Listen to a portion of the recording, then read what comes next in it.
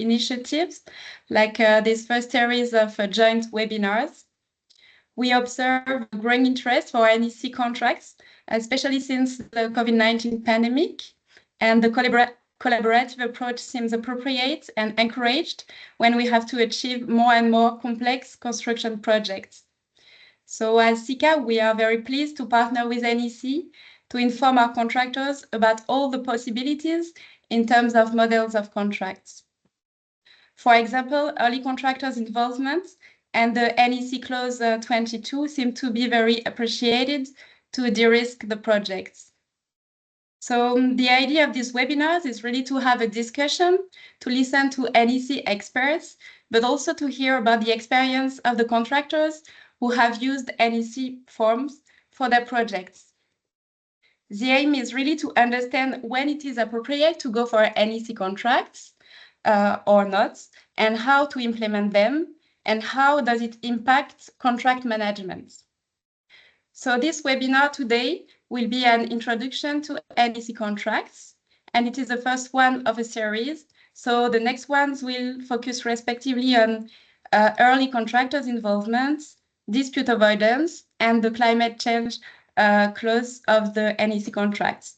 So each time we will try to bring NEC experts and a contractor's perspective.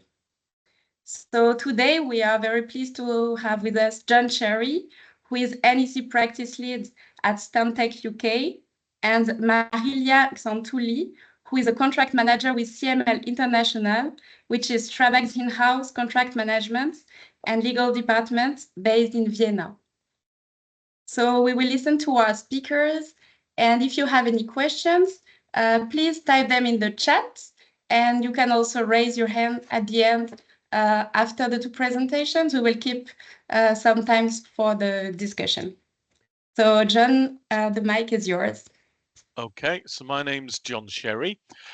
I started using NEC 22 years ago. I'm Senior Contract Administrator initially for MWH before we were bought out by Stantec Canada. So my NEC journey started 1st of April 2002.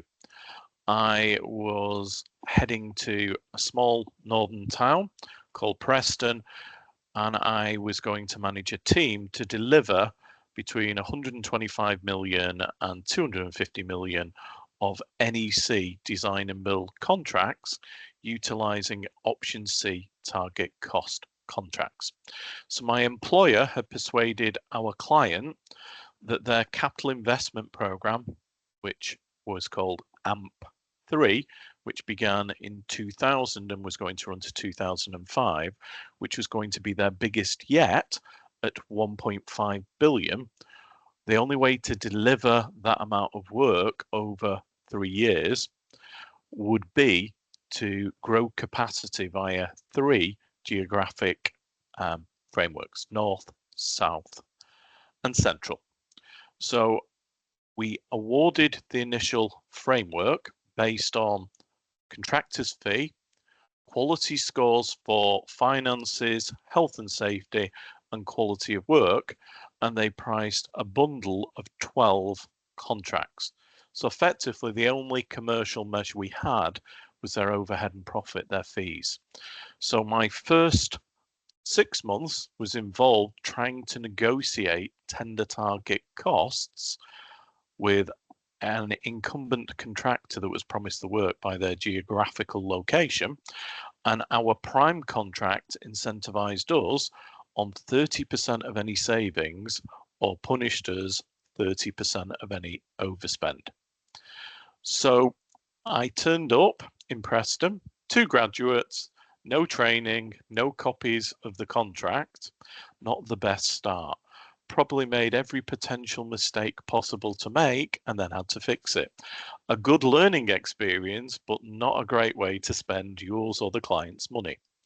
So in order to operate NEC contracts and to deal with the onerous timescales in the contract, we produced our own collaboration software. You can now go to the market and get plug and play software, Spiros, ATEC. There's lots of different versions, but in 2002, there wasn't any readily available software. So I'm going to start showing the presentation. So that was my introduction. So I'm John Sherry, NEC experience 22 years representing the client or contractors. And I have, I'm just going to share, and I have done my NEC qualification. So I passed my NEC 3, my NEC 4 project manager's accreditation, and the supervisor's qualification. So I've been involved for the client. So our initial AMP3 project, we produced our collaboration software, which showed I had £2 million of unagreed compensation events. So potentially my employer was liable for £600,000. So I had to resolve those. In 2004, I became commercial manager, and the Southern framework was dysfunctional. There was £40 million of unagreed compensation events that I had to resolve. I've worked across the UK, predominantly in the water sector, for Southern Water and for Yorkshire Water as part of contractors, consultants, JVs. And I have written between 2014 and 2020, £30 million of very small value professional services contracts for Southern Water. So I've got now, as I say, over 22 years experience of using the NEC. What would I do different? Well, first off, if you're going to succeed using NEC, first off, basic introduction to the contract form. We didn't do our first NEC training with Thomas Telford till 2008, by which time we delivered over £3 billion worth of capital investment projects. We could have done it far better if we'd invested in initial training and training partners to help us set up the contracts and administer them properly. Now, NEC is a very detailed set of processes and procedures.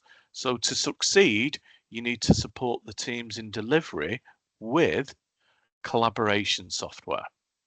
So that's one of my recommendations. And good quality contracts start with successful projects start with good quality contracts and contract documents. Now, NEC means New Engineering Contract, and it's actually 31 years old. It was developed to try and unlock efficiencies within the supply chain by getting the client, the contractor to work as one team. In the mid-90s, the Latham report looked at a number of failing UK government projects. And Latham believed that if we could work collaboratively for the benefit of the project, that over 5 years we could reduce our capital budgets by over 30%. And NEC2 in 1995 was amended to incorporate Latham's partnering recommendations. We're currently on NEC4, the 4th edition, which was published in June 17.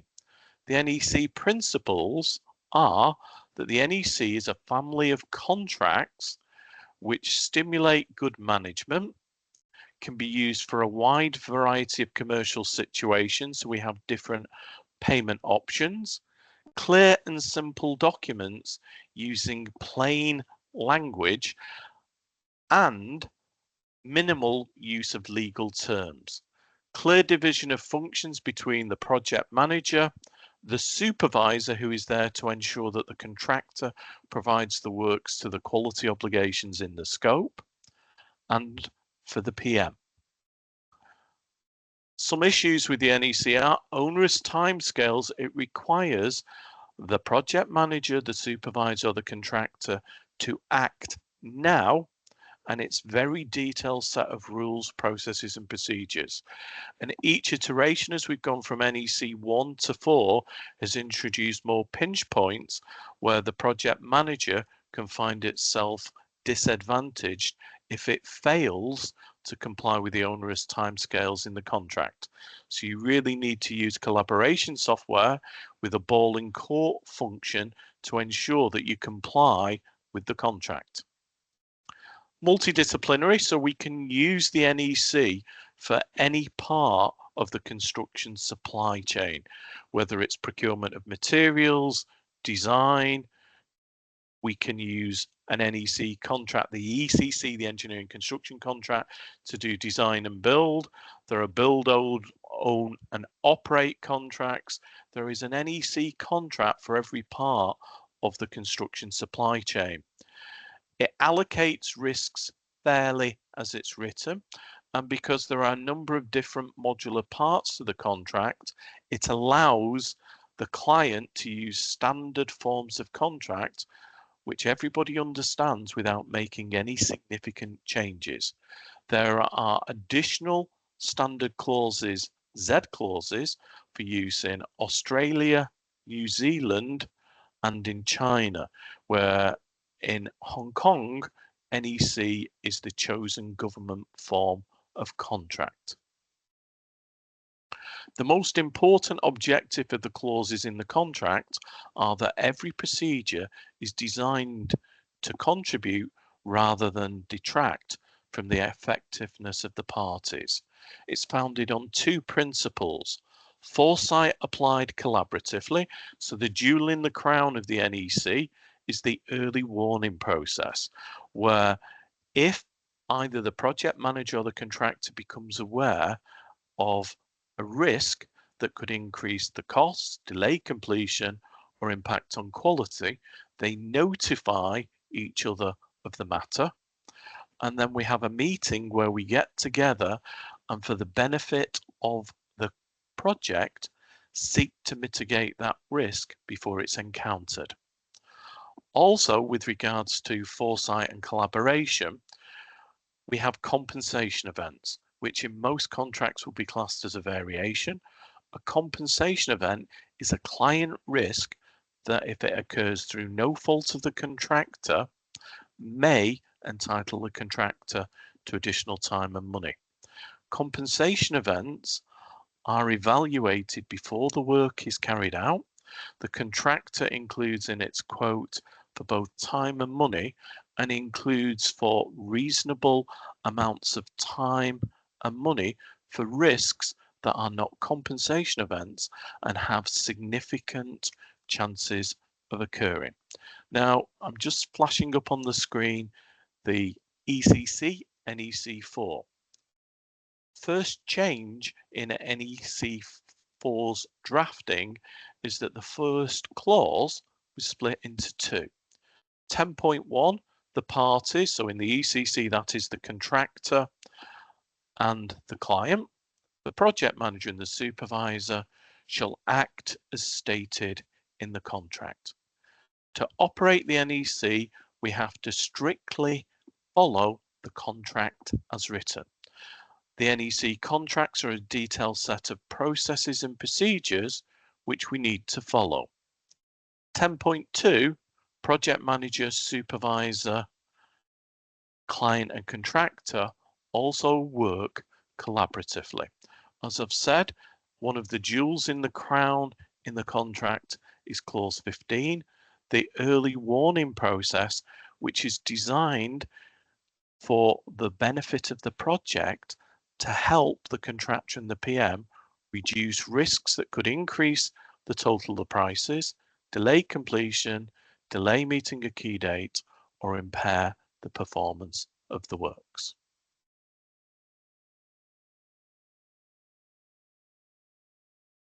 So, good principles of project management are embedded in our NEC contract. Section 4 quality control, problem resolution and risk management, early warnings, clause 15. Change control, compensation events, compensating the contractor for client risks in time and money based on a forecast that is agreed before the work is carried out. Section 3 of the NEC embeds the programme into the heart of the contract, and compensation events take the accepted programme, impact the accepted programme for the effect of the client risk, the compensation event, and any delay to planned completion is the amount of time that is awarded to the contractor. Now 10.2, working in mutual trust and cooperation, allows the parties, the PM and the supervisor, to engage the entire supply chain on the same basis. We've got professional services contracts for carrying out design, professional services short forms, engineering and construction short forms.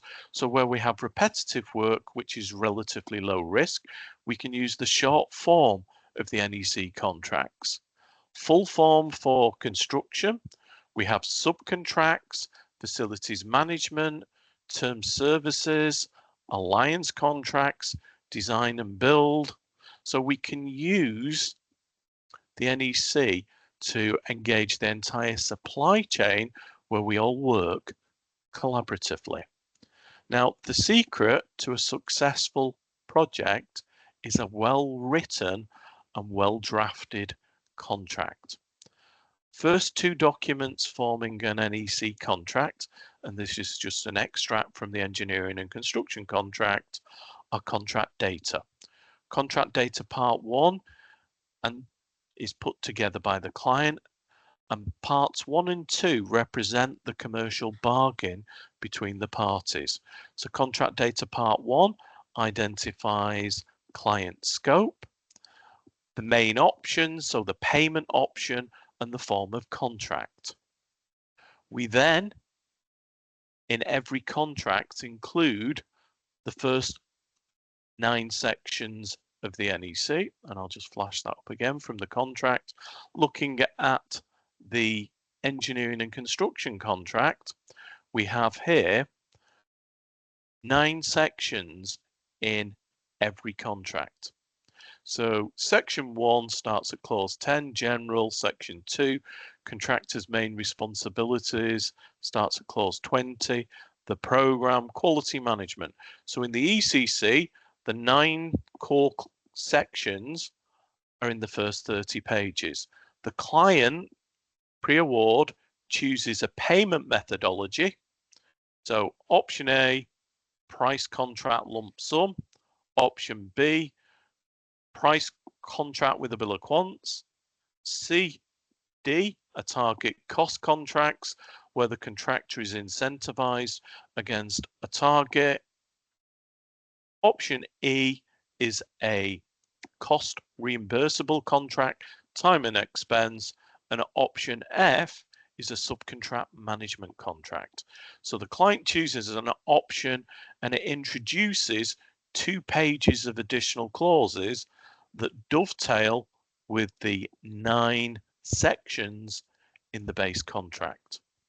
We then have a W clause for avoiding disputes. W1 can't be used within the UK, says that disputes have to be notified and generally dealt with within 4 weeks and are brought to senior representatives, normally directors from the client and the contractor that are identified in the contract data. W2 complies with the 1996 Housing and Construction Act in the UK, and that says that we may take matters to senior reps before we adjudicate, but may adjudicate at any stage. And W3 is new for NEC4 and uses a panel of 1 or 3 experts that a dispute has to be notified to before we can escalate to the tribunal. X clauses are also chosen by the client pre-award, and they pass risks backwards and forwards between the parties. X1 places the risk for inflation with the client. X2 changes in law post contract date. Some of the clauses have just changed name from NEC 2 and 3. So main parent company guarantee has changed its name to ultimate holding company guarantee. As NEC 4 tries to bring the contract into the 21st century, we've got X10, use of a BIM model. And then we have 3 new clauses in the January 23 edition. X21, whole life cost savings clause that allows the contractor to propose savings to the client scope in order to deliver operational savings. And the contractor will get a share of those savings based on the design life of the asset. X22, two-stage procurement with a break point, getting early contractor involvement in order to allow the parties, before they proceed to the construction phase, to provide them with surety of outcome with regard to program and cost. And then X29, use of KPIs to reduce carbon usage. So under the engineering and construction contract, we have these different payment methodologies. Lump sum, option A, payment on completion. Option B, payment on a bill of quants put together by the client. Target costs, subcontract, management contract, option F, and option E. So just going back to the ECC. Core clauses, 9 sections, are covered in the first 30 pages. Client then chooses a payment main option. We then have the W clauses for dispute avoidance. X clauses, client decides which ones it wishes to use to pass risks backwards and forwards. We have YUK clauses to comply with UK construction legislation, and Z clauses, client-specific amendments to help them better meet their own risk profiles. But the fact that we have so many standard clauses, the X's, payment options, clients can amend the contract to meet their risk profile by using standard T's and C's. Now, one of the key messages from all the NEC contracts are, although we get benefits with certain clauses collaborating, and we've got the early warning process, following the rules and dealing in the timescales, following the procedures is really, really important. So we use the NEC so that we can work together collaboratively to mitigate risk. Part of the collaboration means that although every communication under the contract has to be in writing, working together, discussing things collaboratively between the project manager and the contractor or the consultant. However, this has got to pay second place to following the rules and acting as stated. When we're setting out on our NEC journey, we have to use the guidance notes. Most of my work is done post-award.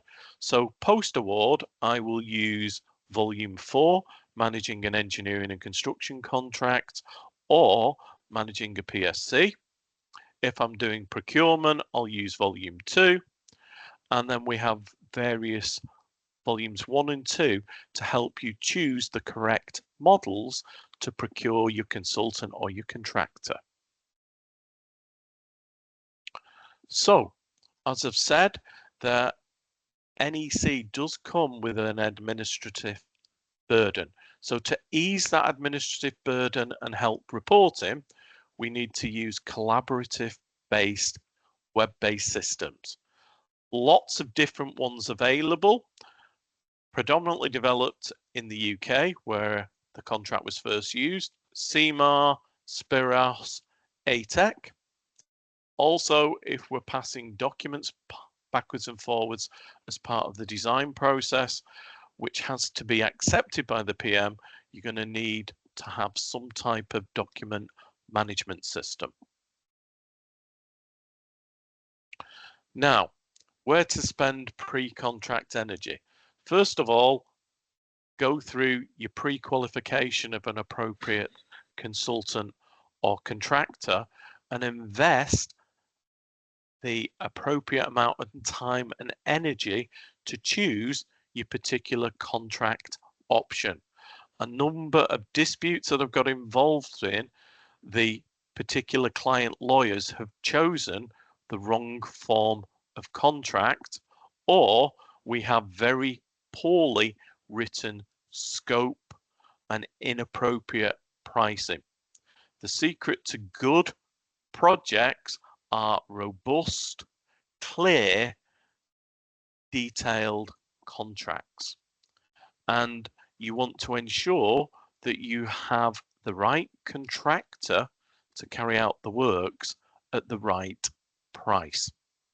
Now, one of my jobs was to look at post-award growth.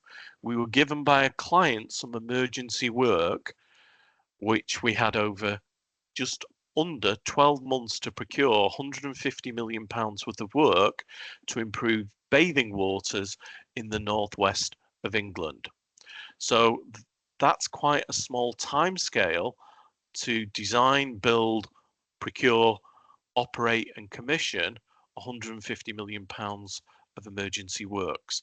So part of my role was to review scope documents as they were going out to the market. And I had historical knowledge of a site up in Fleetwood. I knew that the previous construction contracts had had real problems with poor ground conditions. When I read the document, the first contract they were going to award, which was going to be for £20 million, I couldn't see in the scope or in the site information, the information about the factual data about the site, its constraints, and the ground conditions, any real issues. So I spoke to the previous team that had had difficulties and discovered that the first 7 meters of excavation on the site would be unlicensed, unconsolidated landfill dating back to the 40s. And some of the pictures I saw, which weren't part of the contract, showed that there were a very large number of artificial obstructions, including cars, trees, Second World War pillboxes, Second World War obstructions off the beach to stop planes or to stop Navy landing. So there was a whole host of obstructions in the ground. So I put a preamble into the scope to more fully describe those physical conditions. So I included an introduction in the scope that describes the works and any constraints, that there were 7 meters of unlicensed, unconsolidated fill that the contractor would have to deal with, and that their price should include for a very large number of artificial obstructions, so that the contractor understood the difficulty of working in that location, but more importantly, included in their program and their pricing documents the cost and time for dealing with those difficult conditions. So when we get to site and discover problem jobs, what's the main reason? Often poor quality scope that doesn't follow the guidance notes in volume 2, that is ambiguous, fragmented, or incomplete. Where the client has chosen the wrong contract. So I was looking for a client to do an introduction to the term services contract, which is used for maintaining assets in their current standard, and their solicitor had advised them to use it for emergency construction works, where there was no methodology for reviewing temporary works designs, permanent works designs, risk assessments or method statements. The client had chosen the wrong contract. Secret to NEC though is that follow the rules, provide advanced training and write good quality contracts, choose the right pricing options and the right contractor. As PM, 10.2, working in the spirit of mutual trust and cooperation within the UK, places an impartiality obligation on the project manager and the supervisor, and you often find yourself squeezed between the contractor and the client. Under the contract, and I'm ignoring governance, the project manager under clause 14.3 can amend the client's scope to get the contractor to do whatever it wishes. Sometimes though, internal governance will not comply. We need to make certain that the project manager is empowered to operate the NEC. As we've said, 10.1, acting as stated, following the contract requires the PM and the contractor to operate within very tight timescales. And the contract is written that if the project manager or the contractor fail to operate within those onerous timescales, their commercial position will be disadvantaged. So other common pitfalls: using the wrong form of contract, not choosing the correct options or X clauses, using contractors and clients designers that are not experienced using NEC and don't follow best practice to produce the documents. PM not having internal authority to operate under the contract. One of the problems that we saw in COVID was lack of face-to-face dialogue, so that 10.2 mutual trust and cooperation suffered significantly, and a misalignment between contractual obligations and clients' processes and procedures. So that's the end of my presentation. Anyone got any questions? Thank you very much, John. Do you agree to share your slides with the participants afterwards? We had this question. Yeah. Yes, they were prepared solely for you today. Great. So we will make sure to circulate the slides. Yes, so we'll circulate them to you as a PDF if that's okay. Sure, we will circulate them as a PDF. Oh, we have one question, maybe just one before we move to Marilia, and then we will have another round of questions at the end. So, we have two. We have Chadi in the chat, and we have Bettina Gessler. Would you like to ask your question? Yes, hello. Can you hear me? Yes, loud and clear. Good Thank afternoon. you very much for this excellent presentation. What I didn't get, what is the difference between allocation of risks and compensation events? Right. So compensation events, and I'll just show you the ECC because it's quite easy to see. So if we, sorry, let me get my contract there. So we go to section 6, which is titled compensation events. So here we have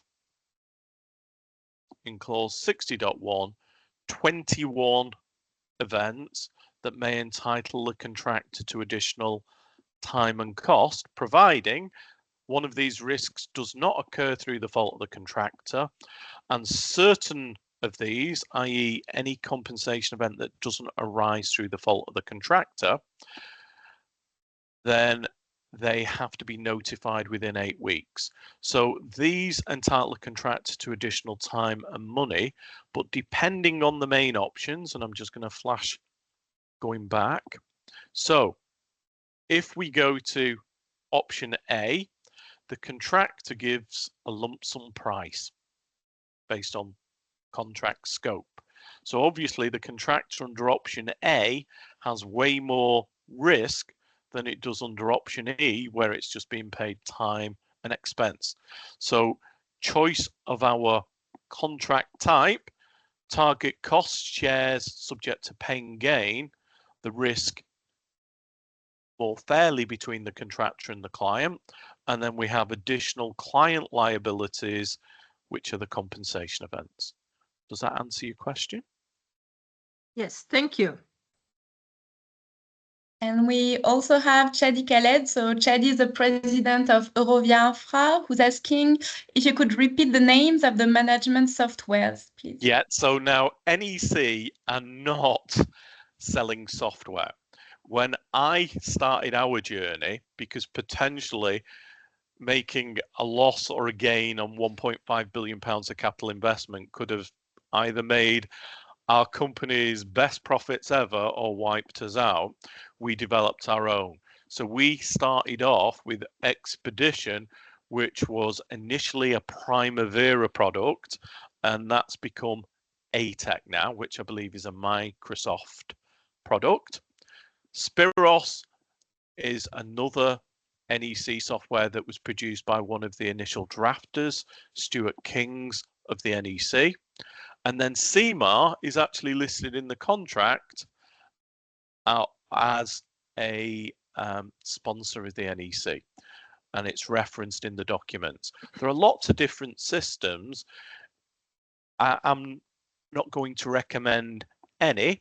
I will say that on the water side, most of my clients use CMAR because it's relatively cheap and cheerful for multiple users. Is that okay? Thank you, John. So if you have any other questions, you can type them in the chat or raise your hand at the end. But we will now listen to Marilia, who will share with us her experience as a contractor when using NEC contracts. Sure. Thank you, Fanny. Thank you. So my personal experience and Strabag's experience in general with NEC, it's shorter than John's experience for sure.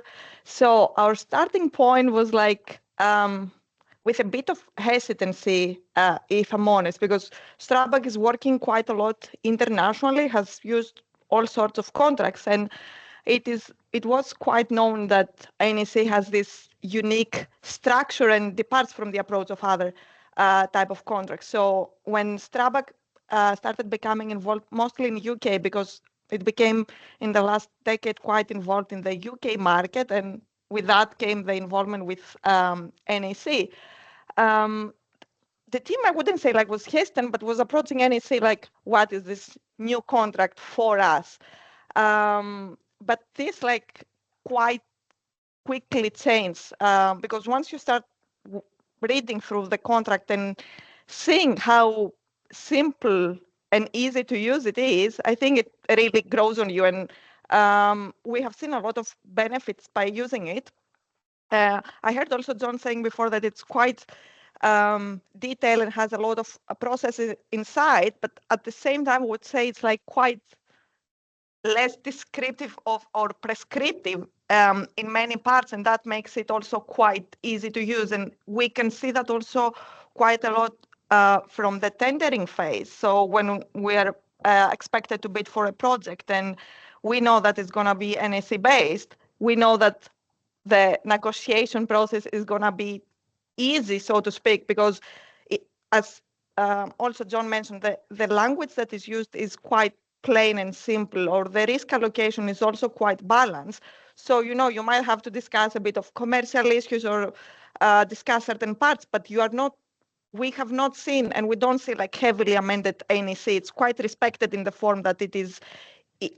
So it's quite easy for us to discuss, negotiate, and it remains, and I think it is what it says it is, that it is a management tool. It's not just a contract document that is signed, is put into a drawer and then like picked up again when maybe a really complicated issue or a dispute arises. It's a tool for everyone to use, and not I'm a contract manager, but it's like not meant exclusively for contract manager or lawyers. We can see that anyone actively involved in the project, from the director, from the team running the project, they can open it up and use it and understand easily what is the agreement that has been made between the parties that they are involved, and it's a tool that can be used by anyone. And I think the other thing that we really appreciate from contractors' perspective, but I believe also it's from a client's perspective, that as a document, it's easily adaptable to industry developments. So it's this structure that it has, this mix and match, sometimes I'm calling it, that you don't have, like, if industry changes, and I will break as an example this early contractor involvement, or for us, for Strabag, that we are quite involved in tunneling projects, and we see that JBR, the Geotechnical Baseline Report in ground risk, is coming up. There is either the issuance of like optional secondary clauses or NEC guidance when these developments are happening, that you know how you can adapt your contract easily to adapt to what is the industry needs or what the market needs. You don't. So sometimes it avoids a lot of bureaucracy or waiting for a revision to be made or a new version to come out, with sometimes this comes up after the developments have happened.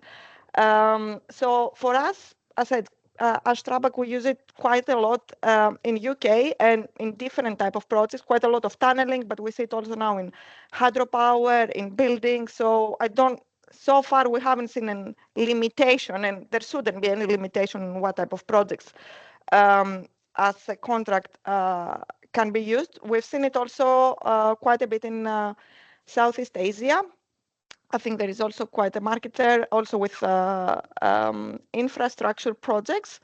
And I heard also at the beginning, before we officially started, from Farhan and John discussing that there is a Spanish version also coming up for Latin America, and probably we will see that there as well. But yeah, I think so far it's quite, I think my main point is that the hesitancy that we had when started working with that really changed quite quickly once you start using it and adapt to this different but quite easy philosophy that it has as a contract and as a management tool for everyone involved in a project to use. I would just say, although it's written in plain English, and I'm allegedly a native English speaker, you do need to buy the guidance. So when I first started using the NEC, the guidance notes are 4 times thicker than the contracts, and I got quite miffed. Why, if it's in plain English, do I need guidance notes that are there's 4 pages for every page of the contract? But you do need those. And just to avoid going off at a tangent and making mistakes, I'd advise any new project team to do a basic introduction jointly so that you all understand how those provisions work. And then it does unlock risk mitigation in the team. And you can use it for anything. There is a NEC contract for any particular part of the construction phase. As a company, we've probably done, over the last 20 years, probably 10, 15 billion pounds worth of work. And generally, we made money, whether the contractor or the client. So it's a nice, fair contract with risk allocation. I'm a fan. So we understand you have a very positive experience, but did you encounter also any difficulties or challenges or in the training or anything? I think like it remains a contract, and there can be challenges to that. John highlighted quite a few of them. I think one of the points that he raised is quite important, that the team that bids for the project and knows the guidance quite a lot and how the contract has been put together, it's quite important to transfer this knowledge or have this introductory session to whoever or the team actually managing the project and running the project, because sometimes there could be 2 different teams with that. And Yeah, maybe again, to reiterate what John said, should not be over reliance in the simplicity of the contract. There has to be, it's still a contract. Sometimes you have a 50, 60 pages document for a 2 billion project.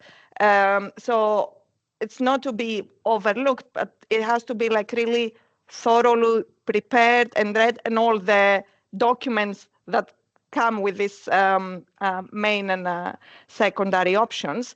And of course, it's to be used and to be monitored throughout the project. For me, contract is not something to sign and put it in a drawer, as I said earlier. It should be on the desk for everyone involved in the project, and like actively read it, go back, discuss it, and to the extent possible, like really appreciate and embrace this philosophy of NEC, because it says it's a collaborative contract and does everything that it can to facilitate this, but then it's also the people that are managing the contract. So you should embrace this culture that it provides as a document, and like try to communicate with the project manager, with the employer, like engage actively in communication and resolving any issues that may arise.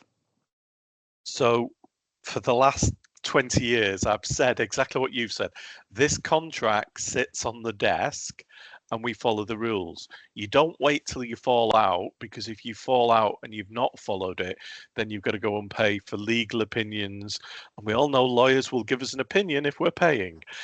So you follow the contract. So I have never, when we have been administering contracts, gone to adjudication. We've always used the senior reps, W2, directors from the client and the contractor to settle things if they've had a disagreement. So it pays real dividends. It's very easy to put a contract together, and you always know where you're up to commercially. And one of the bits that's slightly unusual about the contract is the program. We update the program every month based on actual productivity. There's no baseline, so you always know where you are. If things are going slow on site, planned completion moves out to the right, so there's no surprises. It's really user-friendly.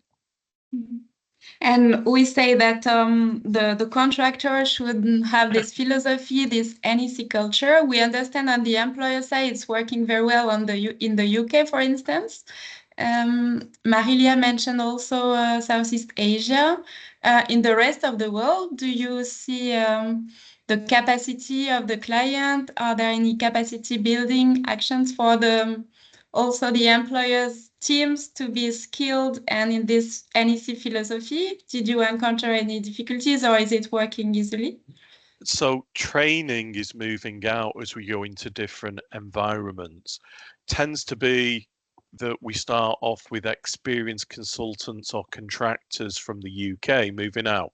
So going back to 2006, Northern Ireland wanted to start taking the advantages, because we were by then 20 years into capital delivery programs using NEC. So they started to put joint ventures together where we had contractors and consultants from the mainland teaming with local contractors and consultants. You've seen the same thing happen in Australia.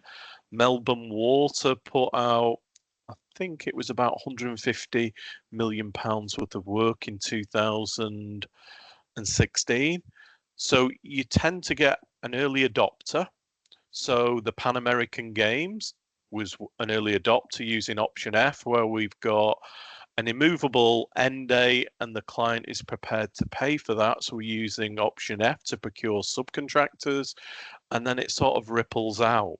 So it's used for big capital delivery in New Zealand, which was one of the early adopters. Hong Kong, after problems with their capital investment program, the Hong Kong government made it their contract of choice. It's rippling out into Australia, becoming a standard government contract. Singapore is starting to adopt it. Whole of South America post Peru is starting to use it because it's an easy contract to pick up, and it allocates the risk fairly. We have another question by Ludovic. So what is the level of acceptability of this type of contract for the supply chain out of UK? Well, all I can say from my side is as part of my day job, I teach the accreditation courses. So there is a 2-year waiting list in Hong Kong where if you're working for the contractor or the consultant, you need the qualification. So some of those have started to join onto the public courses, the internet, Teams courses in the UK. But in my last group, I had a Greek PM where they were going to be using it, people from Hong Kong, Peru, Chile. So it's spreading across the world gradually. That seems to be accelerating. A lot of petrochem and power contracts on mainland Europe. So I'm seeing delegates from France, Holland, Belgium, Southern Ireland, Northern Ireland. It seems to be rippling out across the world. And that adoption seems to be speeding up.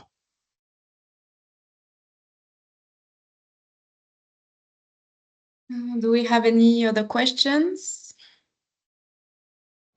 Marilia, do you have any other comments? No, unfortunately, I cannot say much about the supply chain out of UK because we're mostly involved in UK. But yeah, I think also once like the main contractors start using it, there shouldn't be any. There is no reason why this shouldn't be accepted down the supply chain. It's quite simple, quite fair the allocation, and especially I think if you compare it to other type of contracts like previously governmental contracts in Hong Kong or Singapore, it's quite more balanced. So my guess would be it would be like easily more accepted through the supply chain because it's like more balanced, more easier for every party involved to accept.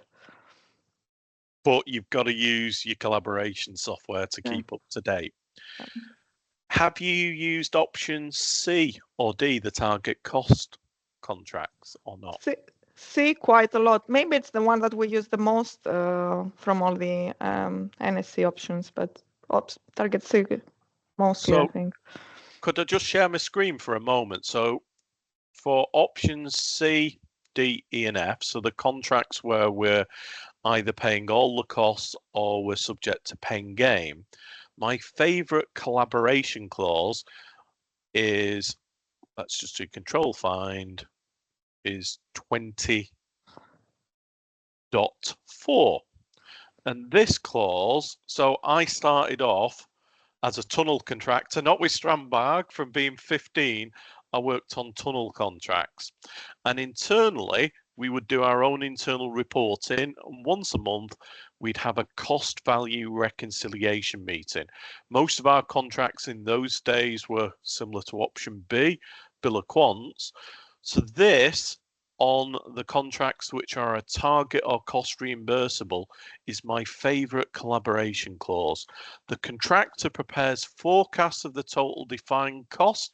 So in options E and F, that's what we're going to pay. C and D, the cost will be compared to the target, the total of the prices, and shared out based on the share ranges contained in the contract. So the contractor prepares a forecast in consultation with the PM. So collaboratively, they build up from first principles, and you forecast. That's generally done quarterly from first principles, and report about pain gain or losses or gains on a monthly basis. If you're the PM and sitting down with a contractor working through this process, it gives you a remarkable insight into the economics of the contract, and then means if we've got any early warnings there or compensation events, you're aware of the economics. So it gives you a stakeholding in what's going on, an insight which you don't normally get. And that's, I think, one of the main points that we discussed it a few times already, that it encourages and requires like to make full user benefit the most out of the contract itself. Like, you need to be actively involved, you need to have this collaborative engagement and work through the project with this as a tool. Now, I'm not going to say it's all a bed of roses. Yeah. I worked on a tunnel contract. Target cost was awarded for 75 million. The contract had two unfortunate events. It undermined a shaft by sump pumping, so that cost it for ground treatment £22 million in 2 years to fix on a £75 million target. They also lost a tunnel machine. So I worked on a contract where the contractor lost £55 million on a £75 million contract, but I still managed to walk off the job at the end of 4 years with a signed final account within 3 months. So not good for the contractor, but even in those horrendous conditions, the contract still operated without having to end up going to litigation. And if you can use it in those circumstances, which hopefully is a once in a lifetime occurrence, you can use it anywhere. And at CICA, we have currently, for a few years, a discussion with the OECD or with the multilateral development banks to address the fact that we observe a lack of appetite for fixed price contracts. And so contractors are bidding less, for example, for MDB's projects. So I was wondering, how do you address the fact that sometimes for project financing, we need to have fixed price contracts, and at the same time, we are very interested about these collaborative delivery models. And do you, NEC, work with MDBs too to promote your models of contracts? I'm not aware. I was involved first time sewerage a couple of years ago, and I was looking at the European Development Bank, and it did allow for NEC, although FIDIC seemed to be the most common, generally because that was what people experienced. But I did see on that particular contract, one of the issues are that they wouldn't allow significant contingencies outside of the contract allocation. And at the moment, post-COVID, we've got real problems with inflation and shortage of resources. I think that they need to look more closely at their contracting approach where you have contingencies outside the contract. Thank you. Do we have any other questions? Okay, we do not have any other questions. So maybe John and Marilia, if you would like to say a few words of conclusions, if you wish. So if I was going to start again with NEC, I'd make sure I had the training and the guidance notes. And particularly with regards to the cost reimbursable elements, I'd want to agree an audit protocol and understand how defined cost. So under options C, D, E, and F, we pay or get paid if we're the contractor defined cost. Understanding what's in those rules and what's deemed to be within your fee is something that requires a little bit of attention and education to avoid making a loss. Yep. My main comment would be simple, applies to NEC, but in contracts in general. Make sure to know what is your contract, make sure to know what is the risk connected to the NEC, because we said it's not everything picture perfect and nothing can go wrong, or that risks might not be connected. Be aware of what is your contract, monitor it throughout the project execution, and do your best also to resolve disputes. They do not have to be escalated, and can be resolved also easily if the parties want, with the contractual provisions. Faham, will you provide a PDF of the slide deck for CICA? Yes, yeah, I can do. I'll provide no problem. Okay. Thank you very much, both of you. So I would like just to remind that the next episode will take place on October 30 at the same time, 3 p.m. French time, 2 p.m. UK time. So we will speak more specifically on early contractor involvement, so the NEC clause X22. And then we will have another one on dispute avoidance and on the climate change clause. So thank you very much again, Farhan, for the organization, Marilia and John for your inputs today. And we will circulate your slides, John. So thank you very much. And thank you to all the participants. Thank you. Thank you. Thank you, everyone. Thanks. Bye-bye. Bye. Thank you. Bye.